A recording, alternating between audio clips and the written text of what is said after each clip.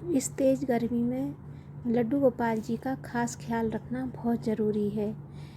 लड्डू गोपाल जी की सेवा के समय ज़्यादातर सभी मौसम में लड्डू गोपाल जी की सेवा अलग अलग नियम है।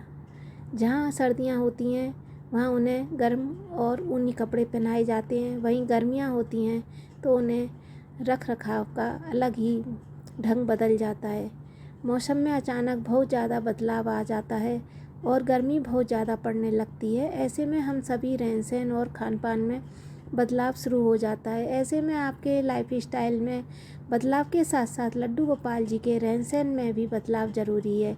गर्मी में लड्डू गोपाल जी की सेवा से जुड़ी खास नियम के बारे में आज हम आपको बताएंगे। लोग लड्डू गोपाल जी को अपने लल्ला यानी बालक के समान रखते हैं। ऐसे में जब गर्मियाँ शुरू हो गई हैं तो कभी भी ठाकुर जी की सेवा के दौरान इन चीज़ों का खास ख्याल रखना चाहिए। लड्डू गोपाल जी को सुबह जल्दी उठाएं। गर्मी के दिनों में लड्डू गोपाल जी को सुबह जल्दी उठाते हैं और सुबह जल्दी भोर होने से पहले यानी सूर्योदय से पहले लड्डू गोपाल जी को उठाकर स्नान आदि करा देते हैं और उनका श्रृंगार करते हैं। स्नान का पानी ठंडा होना चाहिए। कुनकुने पानी से स्नान करवाते हैं तो गर्मी के दिनों में नहीं चलता है, ये सर्दी के दिनों में चलता है। तो ऐसे में हमको खास ठंडे पानी का ध्यान रखना चाहिए। गर्मी के दिनों में उनको सुबह जल्दी उठाकर और उनको ताज़ी पानी से स्नान कराएं। इससे उनका जो शरीर है शीतलता रहेगी और स्नान कराने में उनको शीतलता महसूस होगी। भारी वस्त्र नहीं पहनाएं। गर्मी के दिनों में लड्डू गोपाल जी को सूती वस्त्र पहनाएं। इसके अलावा गर्मियों में उन्हें ज़्यादा गहने वगैरह भी नहीं पहनाएं।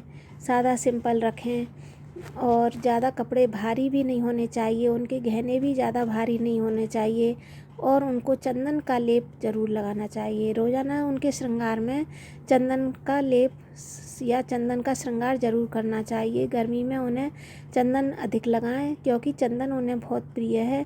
लड्डू गोपाल जी के कपाल, चेहरे, हाथों पर चंदन लगाएं। चंदन लगाने से लड्डू गोपाल जी को शीतलता महसूस होगी। इत्र का ठंडा इत्र का प्रयोग करें, जैसे खस है, मोंगरा है, चमेली है, आद है। इस चीज़ों का लड्डू गोपाल जी को ठंडक देते हैं। वहीं लड्डू गोपाल जी को मालिश के लिए तेल के बजाय ठंडे इत्र या घी का प्रयोग करें। पुष्प का प्रयोग करें, जैसे मोंगरा के फूल हैं ठंडे, उनसे ठंडक मिलती है। उन फूलों की पंखुड़ियाँ हैं, वह आप लड्डू गोपाल जी को उनसे भी ठंडक महसूस करा सकते हैं।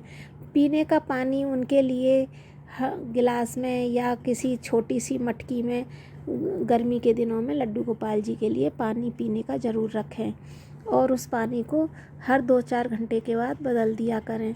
शीतलता की व्यवस्था ज़रूर रखें क्योंकि वहाँ पर पंखा हो या एसी कूलर कुछ भी, जैसे हमको गर्मी लगती है वैसे ही लड्डू गोपाल जी को भी गर्मी लगती है, तो उनको ऐसे स्थान पर बिठाएं जहाँ पर ठंडी हवा आती हो। इस तरह से हम अपने लड्डू गोपाल जी की खास ध्यान रखेंगे तो उनको बहुत अच्छा लगेगा और हमारी सेवा का उद्देश्य भी पूरा हो जाएगा। जिनके घरों में लड्डू गोपाल जी होते हैं उनको बहुत अधिक ध्यान रखना चाहिए। लड्डू गोपाल जी को रोज़ाना नियम से स्नान कराएं। लड्डू गोपाल जी एक छोटे बच्चे की भावना से उनको देखा जाता है, इसलिए उन्हें उत्तम रूप से देखभाल करनी चाहिए, उनके हिस्सा बनना चाहिए। लड्डू गोपाल जी को नियमित रूप से स्नान कराना बहुत ज़्यादा ज़रूरी है क्योंकि वह छोटे से बच्चे हैं, उनको हम उसी भाव से देखते हैं। इसलिए विशेषकर उनको दूध, दही, शहद, गंगाजल, घी से और आदि चंदन वगैरह से स्नान कराना चाहिए। लड्डू गोपाल को शंख में दूध, दही, गंगाजल और घी मिलाकर स्नान कराएं। उनके रोज़ डेली वस्त्र बदलने चाहिए। रोज़ डेली वस्त्र बदलने से उनको एक ठंडक प्रदान होगी और उनको अच्छा भी लगेगा। रोज़ाना उनके वस्त्र बदलने चाहिए और उनके चंदन टीका रोज़ लगाना चाहिए। मौसम के अनुसार उनको वस्त्र पहनाएं, जैसे गर्मी के दिन हैं तो सूती वस्त्र पहनाएं, ठंडक वाले पहनाएं, और अगर सर्दियां हैं तो गर्म कपड़े पहनाएं और उनका उसी हिसाब से श्रृंगार भी करें। उनके कानों में बाली, कलाई में कड़ा, हाथों में बांसुरी और मोर पंख और दिन में 4 बार कम से कम भोग लगाएं। बाल गोपाल की सेवा हमें 4-5 बार करनी चाहिए। प्रतिदिन हमें कम से कम 4 बार भोग लगाएंगे, तब हमारे को अच्छा लगेगा। जैसे हम अपने बच्चे को भोग खाना खिलाते हैं 4-5 बार, इसी तरह से कान्हा जी को हम माखन मिश्री का भोग लगाएं, कभी उनको केला फल फ्रूट का भोग लगाएं, कभी बूंदी खीर वगैरह हलवा का भोग लगाएं। इस तरह से हम जो भी घर में सात्विक भोजन बनाते हैं वह प्रसाद रूप में हम उनको खिला सकते हैं। ऐसा माना जाता है कि जिस प्रकार से छोटे बच्चों को बार बार भूख लगती है, ठीक उसी तरह से हमारे लड्डू गोपाल जी को भी नियमित खाना चाहिए और समय समय पर उनका पूर्ण देखभाल करनी चाहिए। रोज़ाना पूजा अर्चना करनी चाहिए। गोपाल जी की नियमित आरती कर उतारें। दिन भर में कम से कम 4 बार लड्डू गोपाल जी की आरती उतारें।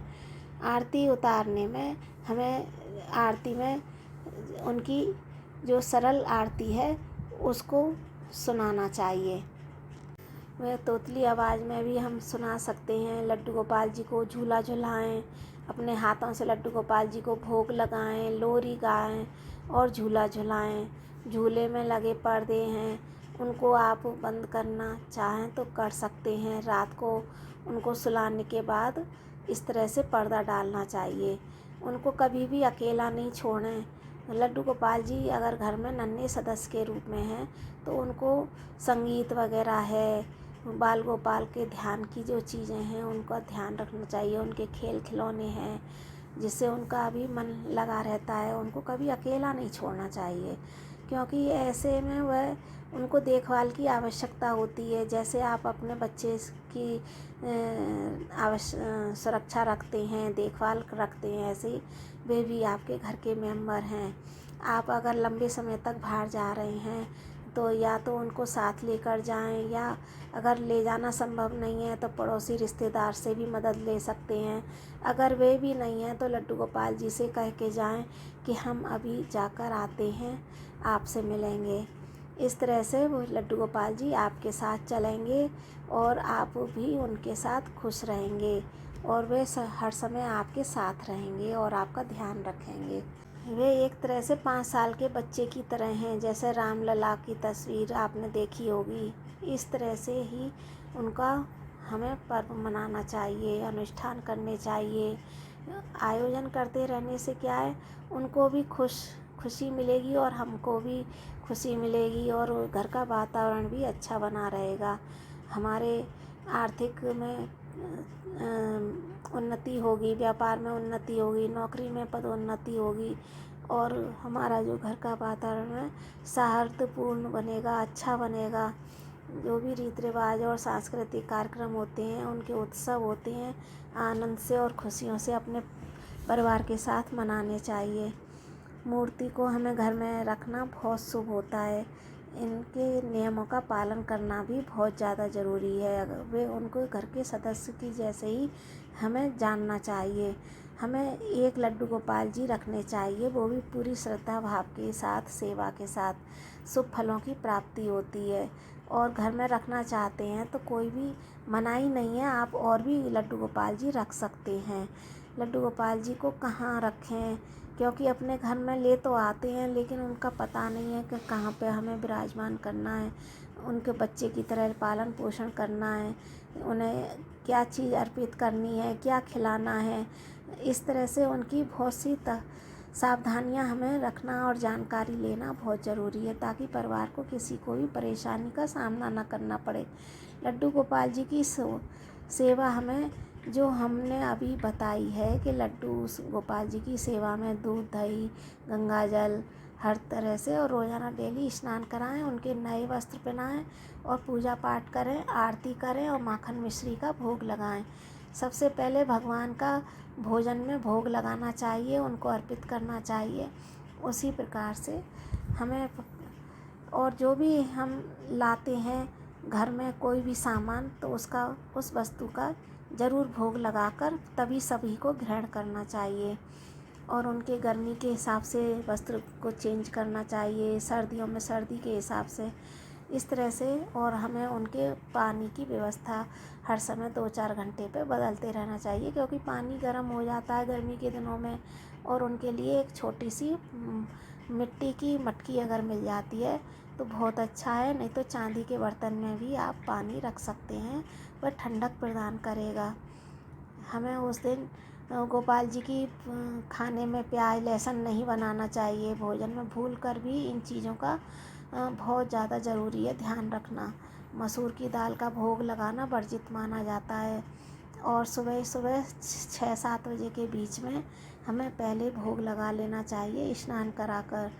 और इस तरह से हमें ताली बजाकर उनको जगाना चाहिए, भोग लगाना चाहिए। दूध चाय आप जैसे पीते हैं वैसे ही उनको भी देना चाहिए।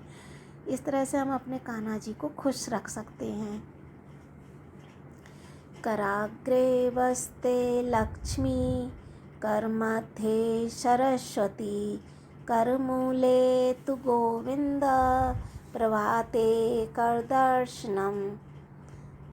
और फिर उसको हमें श्रृंगार करने के बाद दर्पण जरूर दिखाना चाहिए। इससे भगवान श्री कृष्ण बहुत जल्दी प्रसन्न होते हैं, खुश होते हैं और हमें उनकी सेवा का फल प्राप्त होता है। बाल गोपाल की सेवा करने से सभी कष्ट दूर होते हैं, खुशियाँ आती हैं। घर में लड्डू गोपाल जी को विराजमान करने से कई तरह के लाभ मिलते हैं। धन समृद्धि, मान सम्मान में वृद्धि होती है। उनको हमें सुलाना है तो हमें उनका ध्यान रखना चाहिए, उनका बेड बिस्तर भी रहना चाहिए। अगर हमको उन्हें नहलाना है तो उनके बर्तन अलग होने चाहिए। उनको एक बर्तन में नहलाने के लिए पानी रखना चाहिए, साथ में गंगा जल भी रखनी चाहिए और तुलसी की पत्तियां ज़रूर डालें। हम आपको बता दें कि कृष्ण जी को तुलसी बहुत अधिक प्रिय हैं, इसलिए उनके बाल गोपाल रूप में कृष्ण का ही रूप नज़र आता है और उनको तुलसी अधिक प्रिय है। उनके भोग प्रसाद में तुलसी ज़रूर रखनी चाहिए। लड्डू गोपाल जी को चमेली, बैजंती के फूल बहुत अधिक पसंद होते हैं। साथ में विष्णु जी को तुलसी के पत्ते चढ़ाने से उनकी विशेष कृपा बनी रहती है। श्री कृष्ण जी को पलाश के फूल भी बहुत अधिक प्रिय होते हैं। इस तरह से उनकी पसंद का भी हमें ध्यान रखना चाहिए। आम का केला, आम केला, नारियल, सेब, अमरूद, अनार, सीताफल, पपीता, खजूर, आंवला, सहतूत, गन्ना, बेर बहुत अधिक प्रिय हैं। इसलिए हमको उनकी सेवा में इन फलों का भी विशेष ध्यान रखना चाहिए और हमें लड्डू गोपाल जी की सेवा का नियम से ध्यान रखना चाहिए। उनके माथे पर चंदन तिलक श्रृंगार करने के बाद भोग लगाएं और उनका दर्पण ज़रूर दिखाएं, क्योंकि वह एक तरह से राधा रानी का रूप है। दर्पण, क्योंकि कृष्ण में ही राधा हैं और राधा में ही कृष्ण समाये हुए हैं, इसलिए उनको दर्पण श्रृंगार ज़रूर दिखाया जाता है। आपको हमारी यह वीडियो पसंद आई है, सब्सक्राइब कीजिए और इस वीडियो को अधिक से अधिक शेयर कीजिए, जिससे कि सभी जन इस वीडियो का लाभ उठा सकें। जिनको अधिक मालूम नहीं है उनको भी इस तरह से सेवा भाव करने का मौका मिल सके। जय श्री कृष्ण, राधे राधे।